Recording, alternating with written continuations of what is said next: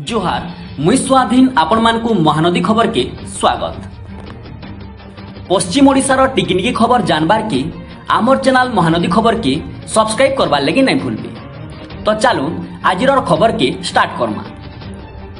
आज ओडिशा रे 2602 जन कोरोना रोगी चिन्हट होइछन, जार भितरु आमर पश्चिम ओडिशार झारसुगुड़ा 58 जन, बरगढ़ 82 जन, सम्बलपुर 78 जन, बलांगीर 42 जन, कलाहांडी 63 जन, सुंदरगढ़ 19 जन, सोनपुर 21 जन, नुआपड़ा 16 जन आउ देवगढ़ 3 जन रोगी चिन्हट होइछन।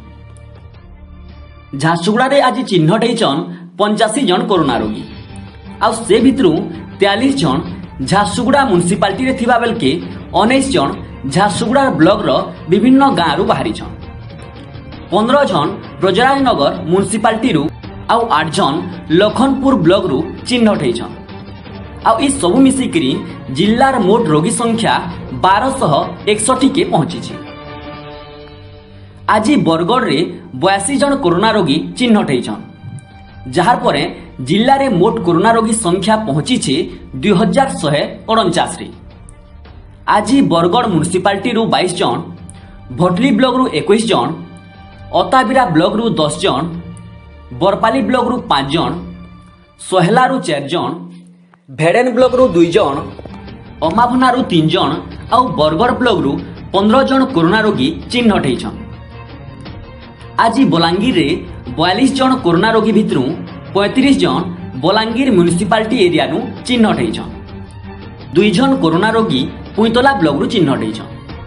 हेंता पाटनागढ़, आगलपुर, खपराखोल आउ सैतला ब्लॉक नु जणे लेखा कोरोना रोगी चिन्हट होइछन। आमे जदि सोनपुर जिल्ला के देखमा तो सोनपुर जिल्ला रे भी जणे कोरोना रोगी चिन्हट होइछन बोली सूचना मिली छी। तो चालू जिमा अलगा खबर की। आज सुवर्णपुर जिल्ला सोनपुर ब्लॉक रो कबाट तली छग्न 2टा बाइक आमना सामनी धक्का लागिछन और से धक्का रे 2 जन बाइक आरोहींकर मृत्यु घटी। जनकर जगानु स्पॉट डेथ हितिबार बेल के आउ जनकर सोनपुर हॉस्पिटल रे मृत्यु घटी जे बोली सूचना मिली छी। सेमानकर भितरु जणे बरगढ़ जिल्ला भेड़ेन ब्लॉक रो तालमेंडा गाँ रहिथिबार बेल के आउ जनकर परिचय नुहे मिलेते। आउ गुटे दुखर खबर आसीथिला बलांगीर रु। बलांगीर राजेंद्र कॉलेज रो अध्यापक प्रकाश चंद्र साहुंकर झुलंता शव तांकर बासभवन नु उद्धार करा जायछि और सेतिर मृत्युर कारण अस्पष्ट अछि। से बलांगीर शांतिपड़ा रे रहुथिले बोलिकरी सूचना मिलिछि। कोरोना लागि सम्बलपुर जीएम जूनियर कॉलेज रो अध्यक्षा सुज्ञानी मंजरी जेमांकर 58 वर्ष रे मृत्यु घटिछि, जहार लगी सारा जीएम कॉलेज रे शोकर छाया खेली जाइछि। आज महानदी रो जलस्तर टिके कमी छी, जहार परे हीराकुद डैम रो 4टा गेट बंद करा जाइछि। वर्तमान डैम रो 40टा गेट खुला अछि। वर्तमान आसमा देशर खबर की।